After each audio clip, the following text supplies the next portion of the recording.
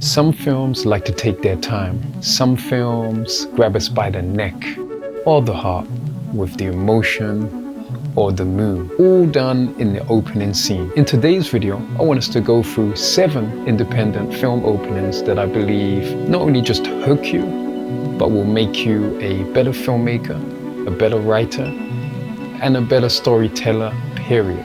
Now you may be wondering, why independent film? Well, we'll get into that later. But for now, let's get into it. These films set the tone early.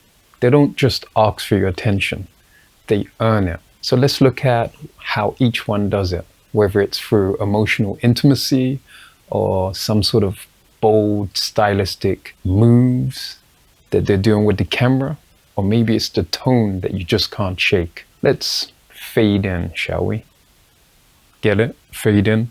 No. First up, the opening to Moonlight by Barry Jenkins. Great opening, by the way. So it involves a 360 move around Mahershala Ali's character. It's in the environment, and so we get a slice into his character and the moment. Bold, confident camera moves. It signals a certain amount of style and control. The music by Boris Gardner's, called Every N-Word is a Star. It's thematically resonant to the moment. It builds tension and curiosity without exposition. Exposition being the need to tell the audience exactly what's happening or a part of the plot that's happening. What's our takeaways from this? You can start with confidence. The camera move signals amount of confidence and control that the director has. It's also about letting the moment breathe, not having to explain things, right? That's a very important point. You just walk into this situation and it's sort of hypnotic in the way that it's being filmed. Next up, Donnie, Darko by Richard Kelly. This is a personal favorite of mine. It's a great opening. So we get the character, the main protagonist, Donnie, waking up in the middle of the road with his bike laid out and he's in his pajamas. It's just full of like mystery and intrigue. Such a beautiful opening. He then takes the bike and rides it home, and then we're introduced to his family. Why does it work? Well, it's immediately unsettling. It creates a mystery in our minds as to like what's going on and why this character is in the middle of the road. And the music, the introduction of the killing mood.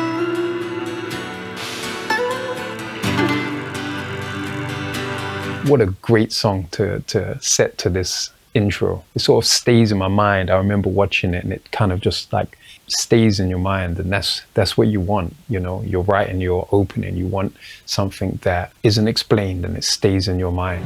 Next up, Lady Bird by Greta Gerwig. Now this has a wonderful opening.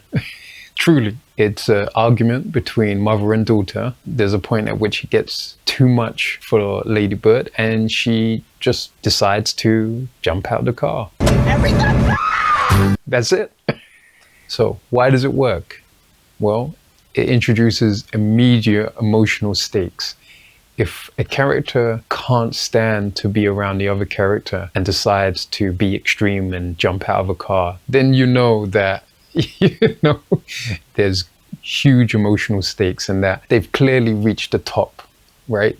The last straw. The characters through their argument are shown very clearly, and arguments do that well. So sometimes in films you'll be jumped into an argument and you can tell quite a lot from how each character is arguing and how they choose to say things, whether they're passive aggressive, whether they're aggressive and direct. All these things tell you a lot about the character. And then you have an immediate dark form of humor that is woven into this sort of real moment. How can we derive something from this opening? Hit an emotional truth early. Even in the absurdity of the moment, the emotion still lands. So a moment can be absurd, but there's something about it that still lands. I mean, she literally landed on the road. The emotion still landed. Next, Ghost Story by David Lowery. We're introduced to our characters played by Casey Affleck and Rooney Mara, and it's wordless. They're just having a nice domestic moment. And then, boom, Casey Affleck's gone, dead. Wordless and super intriguing and also jarring. Why does it work? Well, it emphasizes silence and stillness, helps us to see the intimacy between these characters. There is a unspoken tension that builds within this scene. The moment we are shown that he's dead, it's released in this sort of emotional moment. And so the events hit harder. It also forces us, the audience, to sit in the mundane. What? Mundane? Mundane. What? Sorry guys. So like I was saying, it forces us, the audience, to sit in the mundane. If the emotion is real, then we are quiet observers. Because by the time we recognize he's dead, it doesn't have huge amount of flair. It just lets us know that death is a simple thing that happens. So what do we take away from this? Well, don't be afraid to be quiet. Don't be afraid to be slow. In some cases, and very much so with this movie, the tone is slow and deliberate. If the emotion is real, then the audience stays. Next up, Blue Valentine by Cianfrance, another personal favorite of mine. Dean is looking for his dog, and we assume that's our protagonist. His daughter's asking him questions, and he's clearly stressed. Why does it work? Again, it's suggesting immediate emotional stakes. Something's off, something's not quite right. We can see that in the character's face and the way he's looking for his dog. It also works because the acting is naturalistic and it feels lived in, it feels real. And if we know about the backstory and how the director and what he done with the actors, we'll know why.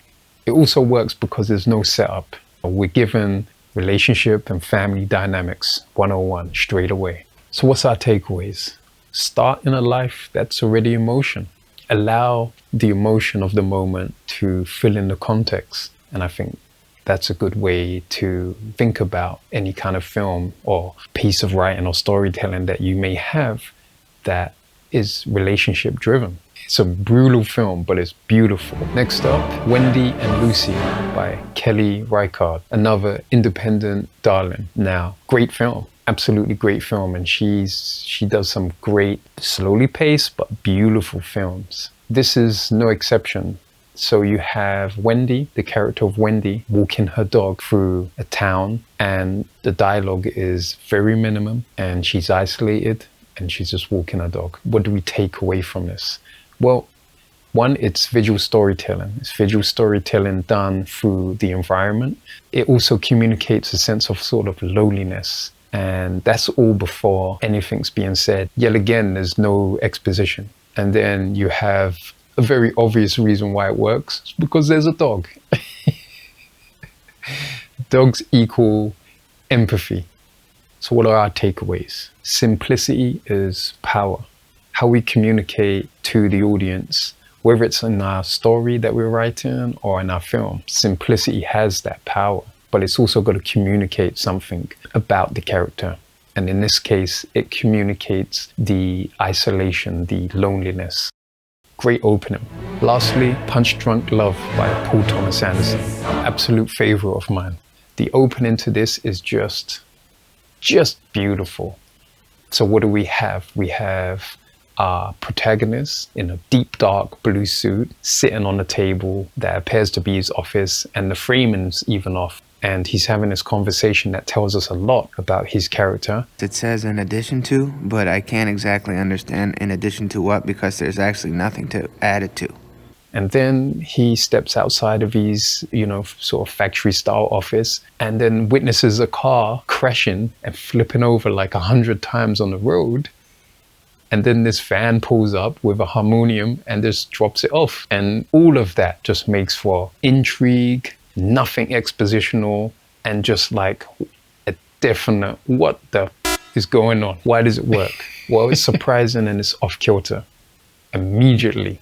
To some extent, disorientation can be the hook. While we're given a character moment to understand within the context of his phone call, we're disorientated, we're pulled off balance, we're left off kilter.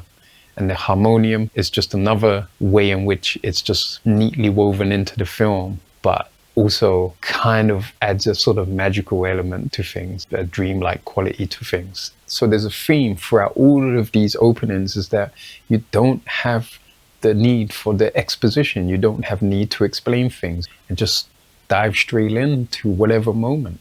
Let the mood drive the curiosity. There you have it, 7 independent film openings. Now, granted, this list could have been super long. Like, I had quite a lot to pick from. And I think some worthy mentions would be The Florida Project, Sean Baker, The Rider by Chloe Zhao, The Squid and the Whale, that has a great opening. Maybe in the future, if you like this video and you've learned something from it, maybe I'll revisit. These openings aren't flashy in a traditional sense, but they are powerful. And it's because they trust the audience. They use visual storytelling or very small moments that we're just thrown into. Now, in saying that, the independent film space is changing. There is too much of a focus on IP these days. It is ruining the landscape of independent film.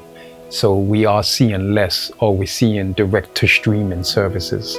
But there's still space for it, and I think there's still hunger for it. Writing good stories and making good films is still important. So drop it in the comments section. Which film opening helped change the way you view storytelling? This, I hope, will give you interest to go back and check some of these films out and see why I think they're so special. There's a video I have that will be a great accompaniment to this video, and that is 10 screenplays that will make you a better filmmaker. So check it out. And remember, guys, how you begin says everything about the story you're telling.